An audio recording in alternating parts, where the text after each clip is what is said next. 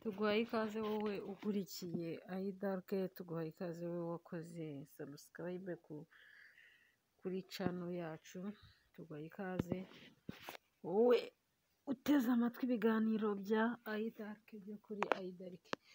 Imana y'amahoro ikwishimire cyane kandi dukomeze kwibuka twiyubaka. Uyu munsi ni itariki 13 z'ukwezi kwa kane 2025. Murabizi turi mu gihe cy'iminsi 100 yo kwibuka jenoside yakorewe abatutsi 1994. Dukomeze twibuke kandi twiyubaka. Imana y'amahoro rero ikomeze kubishimira. Ndashaka tuvuge kuri uyu muntu witwa Moses. Uyu mugabo witwa Moses yankoreye ibikorenge nyine, yadukore igihugu cyacu rwose yadutengushye pe. Hari amagambo Scovia yavuze mu gihe cyo kwibuka abanyamakuru bazize jenoside yakorewe abatutsi. Hari amagambo Scovia yavuze ankora ku mutima. Yaravuze ngo umutimanama ukwiye kuba uwa mbere, ukaba uwa mbere kuruta amashuri wize cyangwa se amashuri twize. Umutimanama ukaba uwa mbere kuruta diplome zose tubitse mu rugo cyangwa se mubitse mu rugo. We yavugaga mubitse mu rugo cyangwa se kurusha amashuri mwize. Aravuga ati abanyamakuru mugomba kuba abantu batabogama.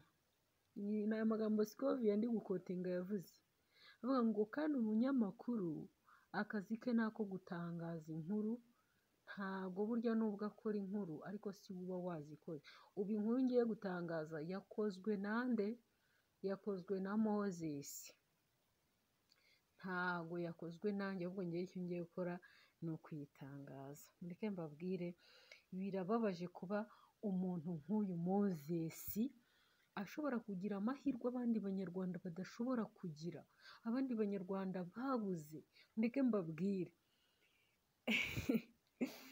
njyewe ndabizi ko hari abantu benshi bifuza no gukora mu kiganza cya meya bakabibura.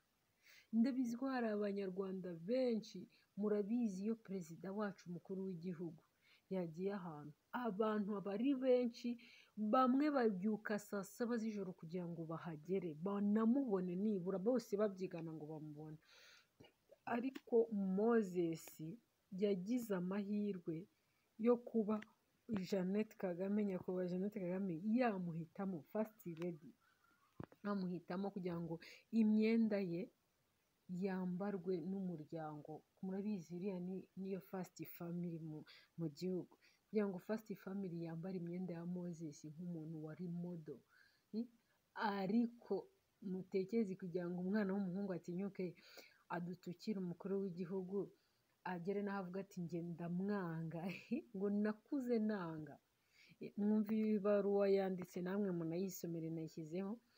Yavuze ngo ngiyewe nakuze nanga nyakubahwa, nako nta nubwo yashyizeho nyakubahwa. We yavuze ati nakuze nanga Kagame n'inkotanyi zose muri rusange. Mwumva ese papa wawe utatinyuka kuvuga papa wawe mu izina uko wiboneye, niko ukwiye gutinye umukuru w'igihugu. Ahari sinzi ikintu abantu baba banyweye. Si twavuga ko aba yanyweye urumogi, yanyweye kokayine, yanyweye iki? Moses rwose utengushye abanyarwanda muri rusange. Uyu mwana w'umuhungu witwa Moses yize primaire, yiga segonderi, yiga kaminuza, yiga na masters. Afite masters, ni maître mu bintu bya fashion design, azi ibintu byo kudesigninga. Ni umuhanga cyane. Ariko mutekereze umuntu w'umuhanga, niyo mpamvu Scovia buriya mukunda cyane. Scovia yavuze ngo umutimanama ukwiye kuba uwa mbere kuruta amashuri mwize. Avuyeho amashuri, mugire umutimanama. Umuntu agira amashuri ariko kubana n'abantu bikamunanira. Umuntu agira amashuri ariko ugasanga ibitekerezo afite birapfokamye, birapfuye. Moses rwose ibi ntago ari ibintu bikwiriye nk'umuntu wize wasomye, ese wenda tuvuge ko unamwanga, ariko se kubitubwira biradufasha iki? Biradufasha iki? Tuvuge ko umwanga, ese kubitangariza isi yose ngo imenye ko umwanga biragufasha iki? Birakungura iki? Hari ibintu buriya, hari ibintu abantu bakora bazi ko wenda bari gusebya abandi, ariko mu by'ukuri ari bo bari kwisebya. Ntabwo rero ari ibintu nabura kubabwira ko bibabaje kuri uyu mwana w'umuhungu utinyuka kuvuga ati njye nanga umuntu twese dukunda twubaha, twarangiza ukanavuga uti nanze inkotanyi. Inkotanyi zahagaritse jenoside yakorewe abatutsi, inkotanyi zazanye amahoro, inkotanyi, abantu bose, buri muntu wese usanga abantu benshi arizo bakesha kubaho. Imana yarazikoresheje, abantu benshi bararokoka. Ntekereza ko buriya iyo wanze umuyobozi w'igihugu cyangwa abayobozi b'igihugu, buriya ni Imana uba urwanyije, ni Imana uba wanze, kuko nta muyobozi w'igihugu washyirwaho Imana itamushyizeho. Burya abayobozi b'ibihugu bubahwe, ni abakozi b'Imana, mukwiye nabyo kubimenya. None wowe uranditse uti umuyobozi w'igihugu ndamwanga, abayobozi b'igihugu nabwo iyo uvuze inkotanyi ufobesha abayobozi b'igihugu ukavuga uti ndabanga, ngo waraye urira. Moses yavuze ngo yaraye arira ngo ubwo bamubwiye ngo arambika umuryango wa nyakubahwa His Excellence, ngo arararira. Uza abantu bifuza no kureba mu maso ye bakabibura. Uza abantu bifuza ko abakora no mu kiganza bakabibura. Uza abantu bifuza no kumubona mu ruvunge rw'abantu bakabibura. Ariko wagize amahirwe, urangije uyatesheje agaciro. Uzi kugira amahirwe mu buzima bwawe, kandi amahirwe ntaza kabiri. Uzi kugira amahirwe mu buzima bwawe ukayatesha agaciro moze. Ni ibintu bibabaje bantu b'Imana, mureke dukore ibintu bidufitiye umumaro. Noneho umuntu wize wakagombye kuba ari gukansaringa abandi, bakagombye kuba ari gufasha abandi, akaba ari we noneho ukora ikintu cy'ikidega nk'iki ngiki giteye ubwoba, kuvuga ngo wanga abantu. Ese wize urwangano, noneho uri n'umucuruzi, uri n'umufashoni, noneho igihugu kiragufashije, urakoze, uteye imbere, Imana iragushyigikiye, uri umuntu wazengurutse mu bihugu byinshi bitandukanye, none akaba ari wowe muntu uzana amatiku nk'aya ngaya akomeye, uca igikuba gikomeye gutya.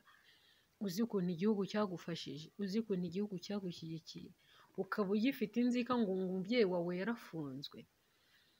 Abantu bafunzwe kubera ko batangagwaho amakuru. Hari igihe umuntu afungwa wenda nta n'ikintu yakoze, ariko bari kumushakaho amakuru. Hari igihe umuntu ashobora gufungwa yasaba imbabazi akababarirwa. Hari igihe umuntu ashobora gufungwa akekwaho. Gufungwa ntabwo ari igitangaza moze, ku buryo wababazwa nuko umubyeyi wawe ngo yafunzwe ngo igihe iki n'iki, ngo cyangwa ngo bamukubise.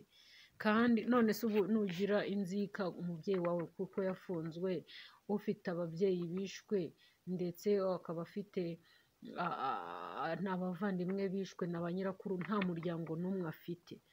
Umuntu wacitse ku icumu, wapfushije umuryango we wose, nawe nagira umujinya bizagenda bite? Nagira urwango bizagenda bite? Abanyarwanda twunze ubumwe, duharanire kunga ubumwe. Ubumwe nibwo dushyize imbere. Ndi umunyarwanda, ijya imbere. Urwangano ruve mu mutima w'umuntu. Inzangano n'amatiku n'amakimbirane n'amashyari n'imijinya byose bitsindwe mu izina rya Yesu. Moses rero twakubwira tuti ukwiye gufata umwanya ugasaba abanyarwanda imbabazi, kuko wahemukiye abanyarwanda. Nubwo rwose abanyarwanda bamwe baba barakaye cyane, kandi birumvikana uba warakaje abanyarwanda, ukwiye gufata umwanya wawe ugasaba imbabazi nimba ari we wabikoze, cyangwa se nimba ari wabikoze wanyweye, dore ko umusinzi burya asinda agasindana ibimurimo. Ukwiye gufata umwanya wawe Moses, nk'umuntu w'umucuruzi ntiwakagombye gukora ibintu nk'ibi ngibi. Ntiwakagombye, mu gihe abanyarwanda bibuka, wakagombye gufatanya n'abanyarwanda kwibuka jenoside yakorewe abatutsi. Ntabwo wakagombye gufata umwanya wo gukomeretsa abanyarwanda.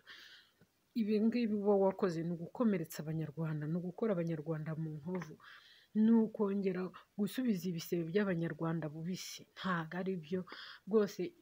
Aba social media twafashe gahunda yo kurwanya abantu bose bapfobya, abantu bose baharabika igihugu, abantu bose bavuga igihugu nabi, rwose dufite gahunda yo kubarwanya, kandi nawe wari ukwiye kudufasha nk'umuntu wize, aho kugira ngo usenye igihugu cyacu kandi igihugu cyacu kiko cyakuzamuye, ibindi bihugu bikaba bikuzi, ahubwo wowe nawe ugaharanira gukora ibintu bizima, ugaharanira gushyira kuko igihugu cyacu kimenyekana neza biguturutseho. Imana y'amahoro ikomeze kubagirira neza, mugubwe neza.